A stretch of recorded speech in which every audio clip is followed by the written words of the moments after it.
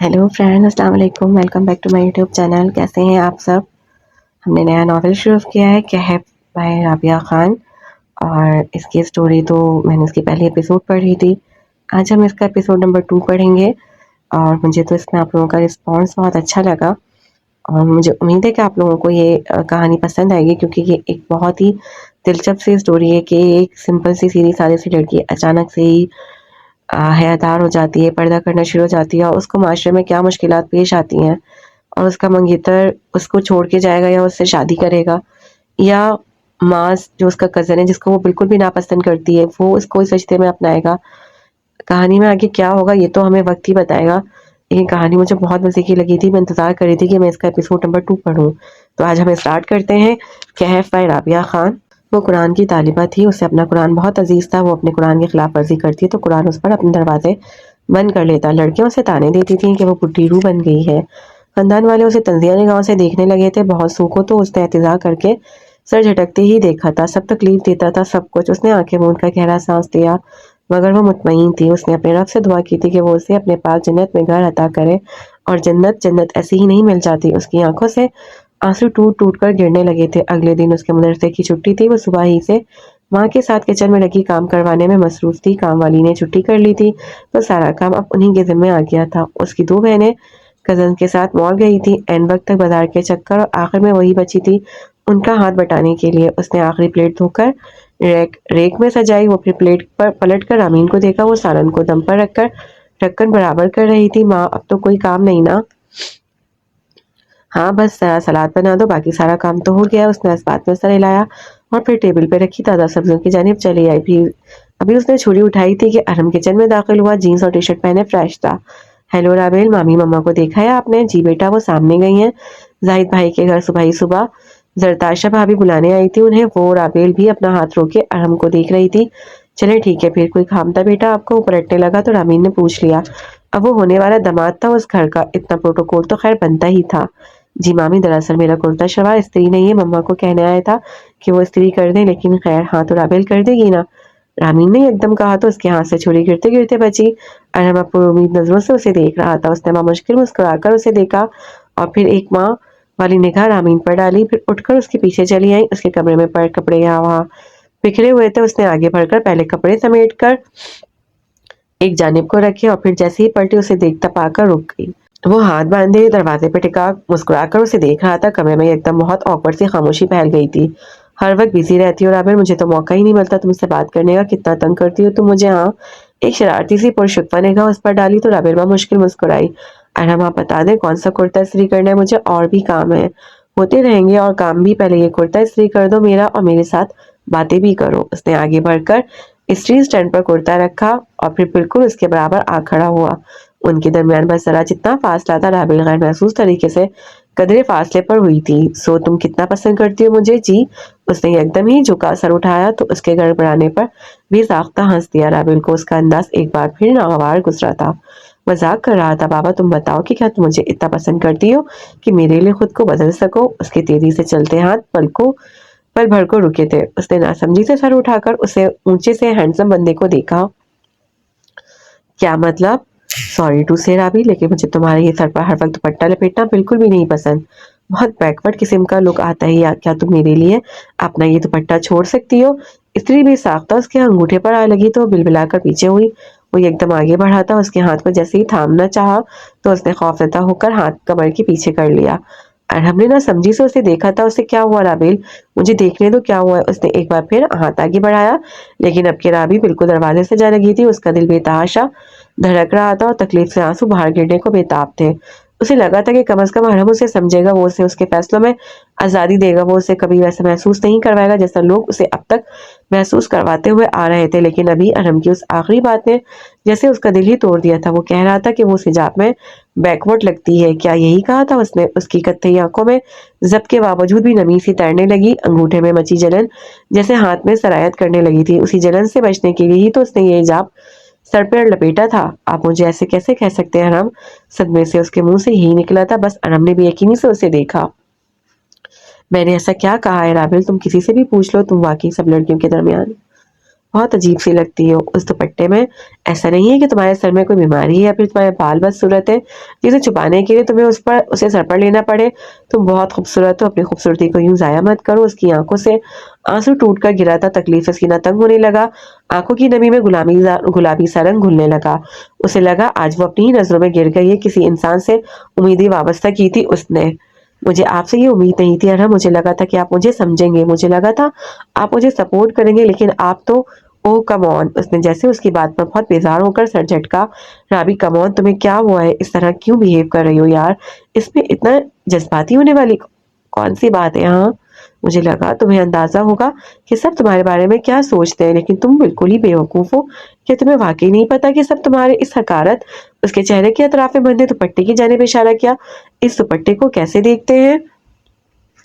اس سے اپنے قدموں پر کھڑا ہونا مشکل ہو رہا تھا، لیکن پھر بھی وہ جم کر کھڑی رہی. یہ وقت پیٹ دکھا کر بھاگنے کا نہیں تھا. وہ وقت آ گیا تھا جب وہ اپنے ایمان کا ذکر دن کی روشنی میں کر دیتی. مجھے کسی کی بھی پرواہ نہیں ہے. واٹ؟ وہ جیسے اس کے جواب پر بھگ سے اڑا. دماغ تو خراب نہیں ہو گیا تمہارا؟ ایک کپڑے کے ٹکڑے کے لیے اب تم اپنے رشتوں کو خراب کرو گی. یہ صرف کپڑے کا ایک ٹکڑا نہیں ہے ارحم، یہ میرے رب کے حکم کا حصہ ہے اور آپ اسے ذلیل ہرگز بھی نہیں کر سکتے. نکل آؤ اس اونٹوں کے زمانے سے بی بی یہاں پر. اب دنیا بہت بدل گئی ہے. دنیا بدل گئی ہے لیکن قرآن نہیں بدلا. پتہ نہیں یوں دو بدو جواب دینے کی ہمت اس میں کہاں سے آ گئی تھی. شاید یہ ہمت اس پر آسمان سے اتر رہی تھی. ہاں کوئی تھا جو اس کی پشت پناہی کر رہا تھا. وہ اسے یوں منجھندار میں چھوڑنے والا نہیں تھا. تو تم اپنا یہ دوپٹہ نہیں چھوڑو گی؟ اس نے جیسے حتمی سوال کیا تھا. ضرور چھوڑ دیتی میں اپنا حجاب. ضرور، اگر جو میں نے اسے آپ کے لیے اپنے سر پر لپیٹا ہوتا تو میں اسے ضرور چھوڑ دیتی ارحم. لیکن یہ حجاب میں نے آپ کے لیے نہیں لیا، اور جس کے لیے لیا ہے اس کا حکم میرے ہر جواز، ہر تعبیر اور ہر عذر سے بڑا ہے. میں اس حجاب کو نہیں چھوڑوں گی، کبھی بھی نہیں چھوڑوں گی. ایک پل کو ارحم نے اسے افسوس سے دیکھا تھا. میری سوچ سے بھی زیادہ بے وقوف لڑکی ہو تم رابل. جی میں بے وقوف ہوں، بہت بے وقوف ہوں. عرب کے صحرا میں اسلام کی راہ چلنے والوں کو بھی ان کے اپنے اوپر بیوقوف کہا کرتے تھے. طنز و تحقیر کے تیر ان کی ذات تک میں گاڑ دیے کرتے تھے وہ، لیکن انہوں نے اپنی روش ترک نہیں کی. میں بھی اپنی روش ترک نہیں کروں گی. کہتی رہے ساری دنیا، کہتی رہے مجھے بے وقوف، لیکن جو اللہ کے نزدیک عزت دار ہے اسے یہ دنیا بھی عزت نہیں کر سکتی. میں اپنا حجاب نہیں چھوڑوں گی. یہ بات آپ بھی سمجھ لیں اور اس خاندان کے ہر فرد کو بھی سمجھا دیں. یہی اسی وجہ سے زہر لگتے مجھے یہ مدرسے. ذرا ریاض بھر کو رک کر اپنے آپ کو آئینے میں دیکھو، اپنے رویے کو دیکھو. کہیں سے بھی پڑھی لکھی اور 21ویں صدی کی لڑکی نہیں لگ رہی ہو تم. ان مدرسے والوں نے تمہاری سوچ کو اتنا چھوٹا کر دیا کہ اب کسی جدت کی گنجائش ہی نہیں رہی. میں تمہیں کتنا بھی سمجھا لوں لیکن اب تم نہیں مانو گی کیونکہ تمہاری برین واشنگ کی گئی ہے. تمہیں انتہا پسند بنایا جا رہا ہے. رابرٹ اٹھو جاگو، تم ایسی نہیں تھی پہلے. وہ بے یقینی کے ساتھ گہرے گہرے دکھ کے زیر اثر اسے دیکھ رہی تھی. قرآن پڑھانے والوں کے بارے میں ارحم کے خیالات سن کر اس کا دماغ پھک سے اڑا تھا. وہ کیا سوچتا رہا تھا اس کے بارے میں؟ اب تک آپ کو تھوڑی سی حیا کرنی چاہیے. قرآن پڑھنے والوں کے بارے میں ایسی باتیں کرتے ہوئے کیا تم اب ان سو کالڈ لوگوں کے لیے مجھے شرم دلاؤ گی؟ وہ یکدم ہتھے سے اکھڑ گیا تھا. رابل نے آنسو رگڑ کر اور ایک لمحے کو افسوس سے اس کی جانب دیکھا. جب تم حیا نہ کرو تو جو چاہے کرو، اتنا کہا اور اس کے کمرے سے بھاگتی ہوئی نکلی. آنسو بل بل پھسلتے اس کے دوپٹے میں جبس ہو رہے تھے اور وہ آپتی کاپتی زینے اتر رہی تھی. یا کسی سے بڑی بری طرح ٹکرائی ماس جو کوف سے ابھی کچھ کہنے ہی لگا تھا اسے دیکھ کر ایک دم رکا. وہ رو رہی تھی، پلکوں پر اس قدر پانی لدا تھا کہ حد نہیں. رابل کیا ہوا؟ اس نے حیران ہو کر پوچھا تھا، مگر وہ جواب دیے بغیر اپنے کمرے کی جانب بھاگ گئی. اس کا دل ڈوب ڈوب کر ابلنے لگا تھا اور کسی انجانے سے خوف کے زیر اثر اس کا وجود سون پڑنے لگا تھا. ماس نے لمحے بھر کو پلٹ کر اس کے کمرے کی جانب دیکھا اور پھر لا علمی کے باعث کندھے جھٹکتا اپنے کمرے کی جانب چلا آیا. وہ اب تک دروازے سے لگ کر بیٹھی رو رہی تھی. اس نے سن رکھا تھا کہ امیدیں انسان کو سب سے گہرے زخم دیا کرتی تھی، اور اس نے یہ آج دیکھ بھی لیا تھا. جس قدر امیدیں اس نے ارحم سے وابستہ کی تھی اسی قدر اس نے بے رخی کے چند جملوں میں اس کی امیدوں کو توڑ کر رکھ دیا تھا. وہ دروازے سے لگی گھٹ گھٹ کر رونے لگی. سب کچھ بگڑ رہا تھا، سب کچھ بگڑتا جا رہا تھا. وہ ٹوٹ رہی تھی. وہ اس سب کو سنبھالتے سنبھالتے اب کے ہلکان ہونے لگی تھی. اسٹڈی ٹیبل پر رکھی کتاب صبح کی روشنی میں لمحے بھر کو چمک کر ماند ہوئی. اور لوگ کیا سمجھتے ہیں کہ وہ ایمان لے آئیں گے اور آزمائے نہ جائیں گے؟ اس نے حد درجہ بڑھتی بیزاریت کو نظر انداز کیا اور تارکول کی سڑک پر آہستہ آہستہ قدم اٹھانے لگا. کندھے پر ٹنگا دستی بیگ اور ہاتھ ٹھنڈے کے باعث جیب میں سے اور وہ تقریباً رینگتے ہوئے آگے بڑھ رہا تھا. تارکول کی سیاہ سڑک بے حد صاف ستھری تھی. شفاف سڑک کے اطراف میں قطار در قطار سبزیوں سے ڈھکے بنگلے بنے ہوئے تھے۔ اس نے ایک پل کو رک کر عابد چچا کے بنگلے کو دیکھا اور پھر کچھ سوچ کر نگاہ زاہد چچا کے بنگلے کی جانب گھمائی۔ دونوں گھر آمنے سامنے مضبوطی سے کھڑے تھے، یوں لگتا تھا گویا اس کی اینٹ اینٹ میں محبت اور یگانگت کا رنگ بھرا گیا ہو۔ گہرا سانس لے کر اس نے قدم عابد چچا کے گھر کے اندرونی گیٹ کی جانب بڑھائے اور بنا کوئی تاثر دی گردن جھکائے جیبوں میں ہاتھ ڈالے آگے بڑھنے لگا۔ داخلی دروازے کے پار بس ایک لمحے کو رکا تھا، وہ پھر دروازہ دھکیلتے اندر داخل ہوا۔ دیکھا سارا گھر خالی پڑا، سنسان یکساں۔ اس نے آنکھیں سکیڑ کر وہاں وہاں نگاہ گھمائی اور پھر محتاط قدم اٹھاتے آگے بڑھایا۔ اسی پہر زینوں کے اس پار سے کسی کمرے کا دروازہ کھلا تو اس کو طرف کو پلٹ کر دیکھا۔ دو سجی سوری سی خاتون کمرے سے نکل رہی تھی۔ اسے دیکھ کر لمحے بھر کو ٹھٹکے اور پھر اگلے ہی پل سنبھل بھی گئی۔ اس کی نگاہوں سے ان کا ٹھٹک کر سنبھلنا مخفی نہیں تھا، بلکہ اس کی نگاہوں سے کچھ مخفی رہا ہی کب تھا۔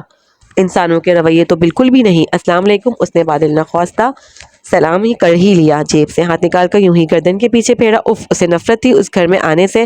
وعلیکم السلام، ارے ماس بیٹا وہاں کیوں کھڑے ہو، یہاں آؤ نا، بیٹھو آ کر۔ صاف ظاہر تھا کہ وہ اسے دیکھ کر لمحے کے 1000ویں حصے میں چونکی تھی۔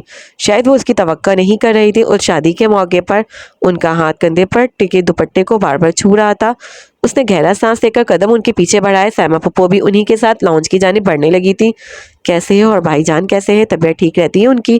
سائمہ کے پوچھنے پر اس نے محض سر ہلا کر مختصر لفظوں کا چناؤ کیا تھا، میں ٹھیک اور بابا بھی ٹھیک ہے۔ پھر صوفے پر بیٹھ کر کندھے پر ٹنگا بیگ برابر میں رکھا اور ماتھے پر بکھرے بالوں کو انگلیاں چلا کر پیچھے کیا۔ وہ بلا شبہ بہت وجیہہ تھا، کم گو اور خاموش تھا۔ وجیہہ آ رہے تھے تو بھائی صاحب کو بھی لے کر آتے، درمیان کا کانٹا تو نکل ہی گیا ہے۔ پھر کیوں بھائی صاحب اب تک یاد کی قبر پر پھول نچھاور کر رہے ہیں؟ سائمہ کی طنزیہ ٹون حسب سابق شروع ہو چکی تھی۔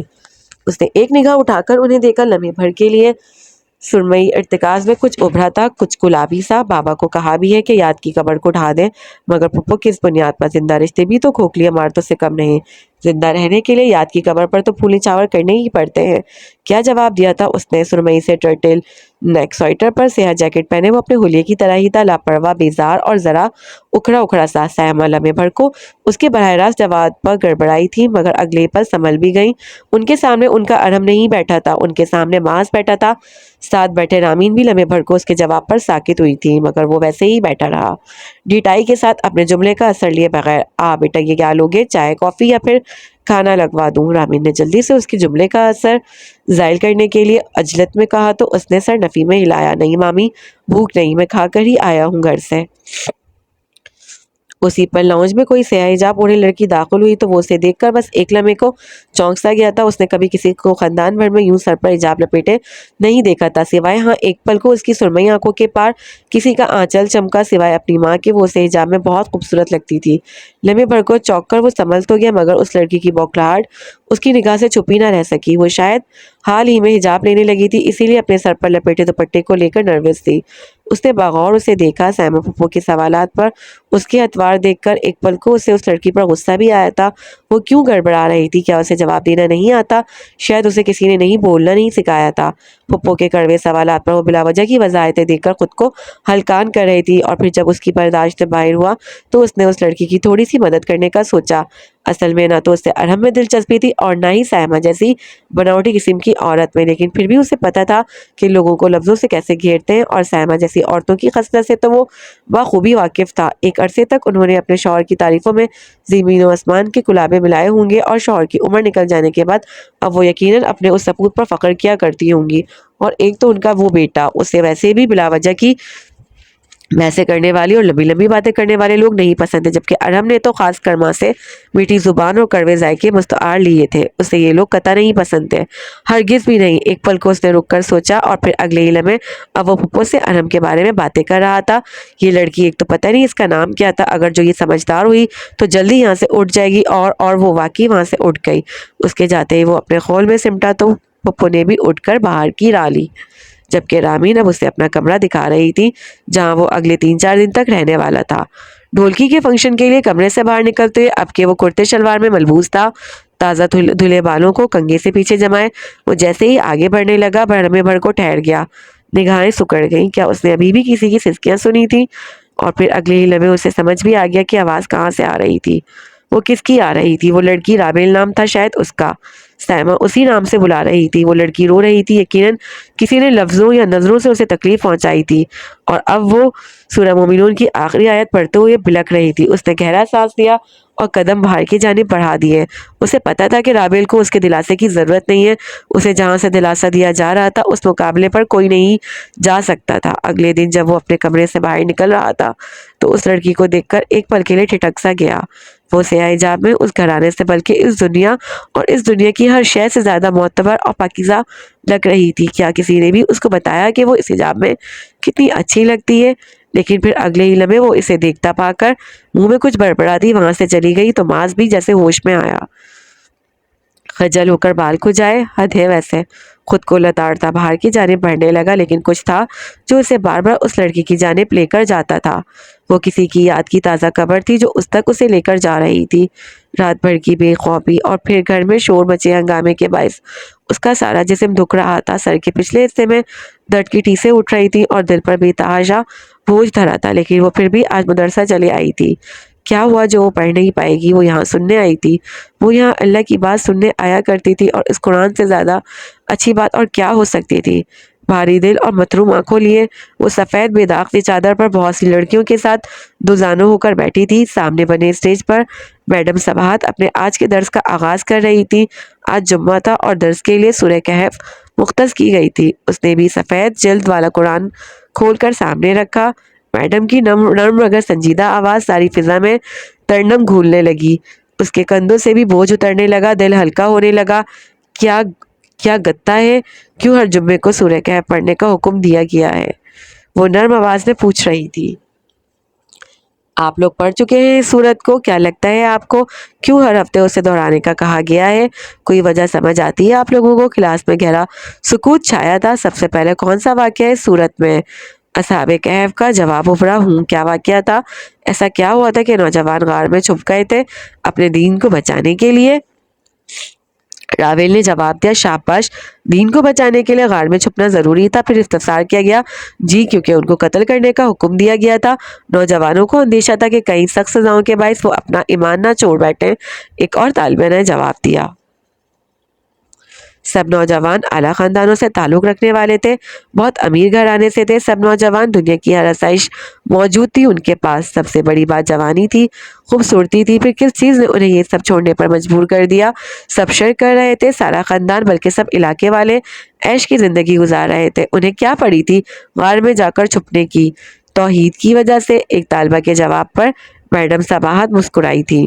توحید پرست تو ہم بھی ہیں، اللہ کو ایک ماننے کا دعویٰ تو ہم بھی کرتے ہیں، دین کی راہ پر تو ہم بھی چلنے کی کوشش کر رہے ہیں۔ پھر ہمارے گھر اور خاندان والوں کی مخالفت پر ہمارا جواب ایسا کیوں نہیں ہوتا؟ ہم کیوں ان کے رد عمل سے متاثر ہو کر اپنا دین اٹھا کر ایک کونے میں رکھ دیتے ہیں؟ ہم کیوں اپنے دین کو بچانے کے لیے کسی غار میں نہیں جا چھپتے جہاں ہمارا دین محفوظ ہو، جہاں ہم امن سے رہیں؟ پوری کلاس دم سادے بیٹھی تھی۔ رابیل یکٹک میڈم صباحت کو تک رہی تھی۔ یاد رکھیے گا بیٹا، جو اللہ کے لیے اپنا سب کچھ چھوڑ دیتے ہیں انہیں اللہ غار میں تنہا نہیں کرتے، انہیں غار میں پرسکون نیند دی جاتی ہے، ان پر سکونیت نازل کی جاتی ہے، ان کے لیے خوفناک کہف کو پرسکون بنا دیا جاتا ہے۔ یہ اللہ کی رحمت ہے۔ جو اسے جانتا ہے وہ اسے جانتا ہے، اور جو اسے نہیں جانتا وہ اسے نہیں جانتا۔ مگر آج کے دور میں غار کہاں؟ اس سوال پر میڈم صباحت نرمی سے مسکرائی تھی۔ ہر دور میں اللہ کے بندوں کے لیے ایسی پناہ گاہیں موجود ہوتی ہیں، ایسے غار موجود ہوتے ہیں جہاں جا کر وہ اپنا ایمان بچا سکیں۔ ان کی نرم آواز میں جانے کیوں بہت ہلکی سی اداسی گھولنے لگی تھی، اور رابیل اسی اداسی کو سمجھ سکتی تھی جہاں وہ خود کو جہنم کی آنکھ سے محفوظ رکھ سکیں۔ مگر اس سے پہلے انسان کو اپنے ایمان کے لیے اسٹینڈ لینا چاہیے، اس پر ڈٹ جانا چاہیے، خواہ حالات کیسے ہی ہوں۔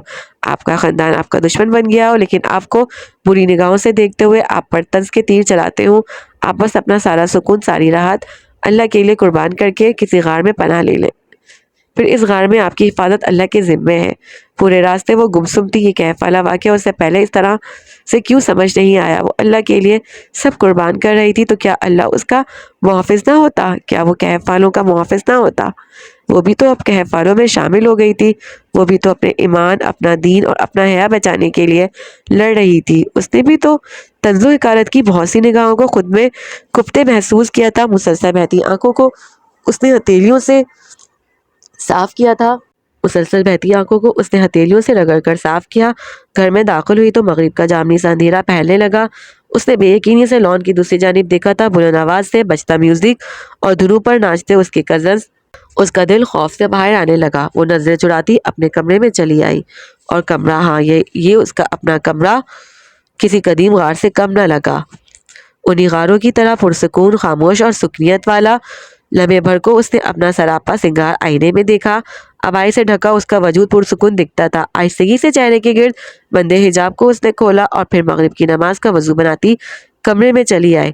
جائے نماز ڈال کر نماز ادا کی، نماز سے فارغ ہو کر اپنے بیڈ پر آئی اور قدیم غار والوں کی طرح اس کی پلکیں بھی نیند سے بوجھل ہونے لگی، اور پھر کچھ ہی دیر بعد اسے نیند نے آ لیا۔